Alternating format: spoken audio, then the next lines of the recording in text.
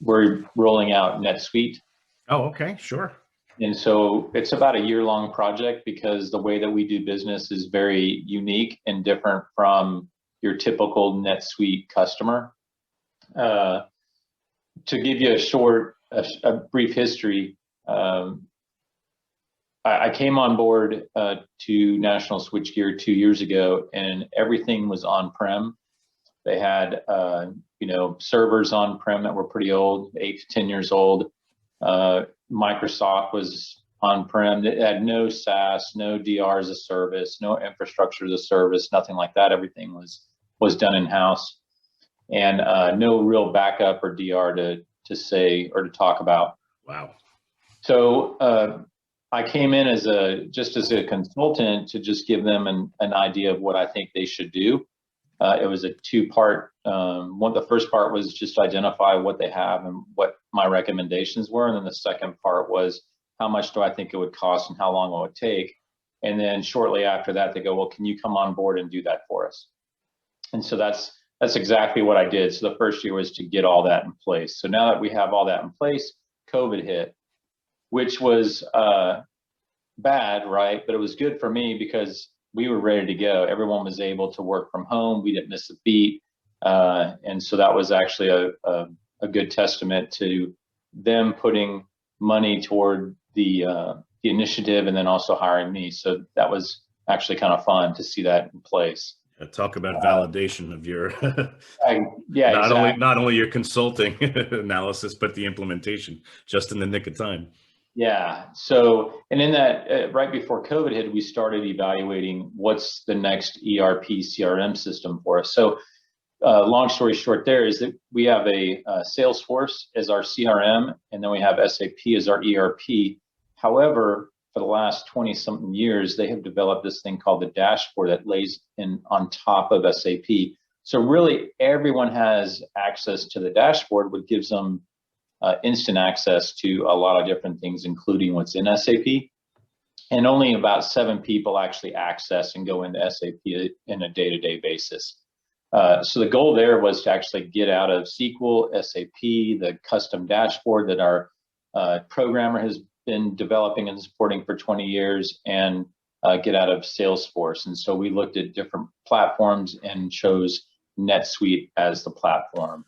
And so we're hoping to get NetSuite up and running in the October-November timeframe and getting rid of everything else. Wow, Eric. Okay. At the end of the day, we're going to have basically Microsoft as our, main system for what they provide. We'll have Teams as our VoIP system. We just implemented a new VoIP system last week, and then we'll have NetSuite as our end-all be-all for everything else. So if you have 3 screens on your desktop, one's going to have NetSuite, the other one's going to have Microsoft product or Outlook, and then the next one's going to have Teams for your communication, and you should be done. This is fantastic. I can't expect a better intro and lead-in than this. So we're going to stay here for a little while, if that's all right with you, Eric. First, that's the summary. Yeah, I'm going to begin with that. I keep reading about, as a journalist and researcher in the space, I keep hearing Larry Ellison talk about how he's really starting to take SAP's customers, and every day SAP comes back and says, no, it's not happening. And there's so much chatter out there. And I'm hearing a real life example of somebody that decided to leave SAP and go to Oracle, especially NetSuite in the cloud. Could you maybe just talk to us a little bit? You did say, of course, that people weren't actually utilizing SAP. They were using the custom dashboard in front of it. But for other reasons, what were your decision-making process when you decided to choose Oracle NetSuite and move off SAP? Maybe we could dive into that a little bit deeper. Yeah, so a couple things. One is we didn't want to rely on Terry, who's a phenomenal guy. I've been working with National Switchgear as a contractor for 20 plus years, who developed the dashboard, right? I mean, it's a SQL-based product, ties into SAP, which is also SQL, built with Visual Studio, and it is a phenomenal platform in front of SAP, and it's going to take some time for us to not have heartburn by going away from it, because it is such a good thing. But we realize that without Terry, there is no dashboard. We can't just hire a programmer from off the street and say, okay, can you please help us with dashboard. It's just not that way.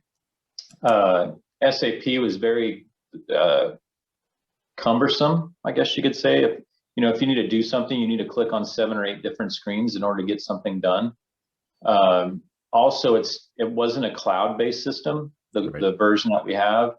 And to get to that cloud-based version would have taken a lot of money, time, and effort, which I'm not a big SAP fan, so I was like, let's not do that.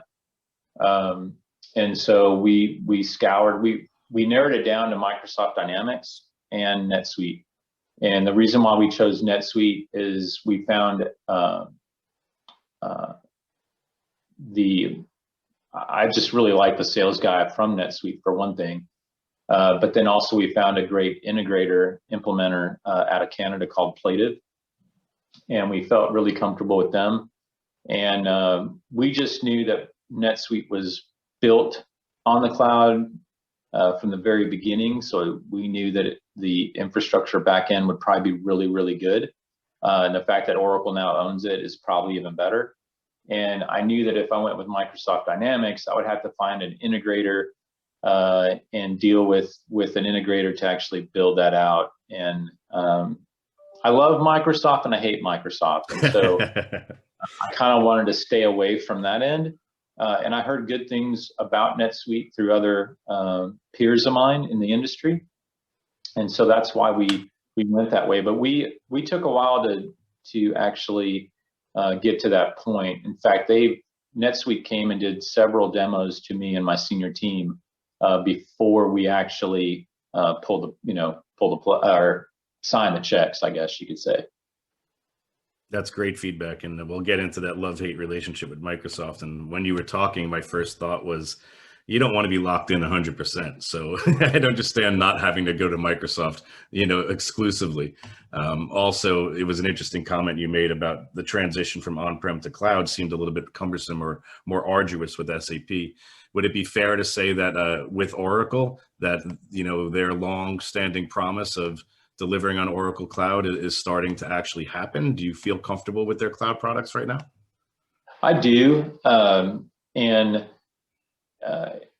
it's something I think, and maybe this is just me in my own opinion, but I think if it's built on the cloud at the very beginning, it kind of has a leg up to those that are built on-prem and then try to navigate to the cloud. And I feel like, Microsoft Dynamics, SAP, those are the ones that have done that, right? And you're right, I don't want to be in bed with Microsoft 100%. And I felt like looking at NetSuite, it looked pretty easy to navigate. And we could do some things within our own team to customize NetSuite. So I felt pretty good about that as well. That's great. And just real quickly alluding to our data, you're seeing here in NetSuite, our overall spending velocity with you and your peers. This survey is still in the field, but it has almost 1,000 responses already, so it's rather valid. And you can see year-over-year basis, there's quite some growth in NetSuite. So you are not alone in that decision, obviously. Some of your peers are working that way as well. That takes me over to this. Salesforce, dominant, of course, a huge SaaS company. Have been hearing some chatter that they're a little bit expensive. I am curious why you chose to move away from them on the CRM. NetSuite, obviously has CRM functionality, but it's also known as a traditional ERP for inventory and financials. So just curious, was it just that NetSuite was able to, and you were able to reduce by one vendor? Was it a cost decision or for some other reason? No, it was a combination of exactly what you said. So we have Salesforce, and it's a behemoth, right? It's massive. You can do a ton of different things on it. In fact, we try to customize it and do some things, but it's only as good as those actually using the system, right? So we can spend all kinds of money for our little Salesforce, and them not use it, and then we spent money for nothing. So just to give you an idea, we have an inside sales team, and then we have outside sales, and our sales team is probably, I don't know, maybe 10 people. And we did some customization with Salesforce, and those customizations, people just aren't adapting. They're not using it. And so I was like, well, NetSuite has their own CRM tool. It's integrated. We don't have to do an API or anything like that. So for instance, right now our ERP is SAP and CRM is Salesforce, and they don't talk currently. So we really don't have a good feel for metrics in any shape or form. And so with NetSuite, all that's integrated, right?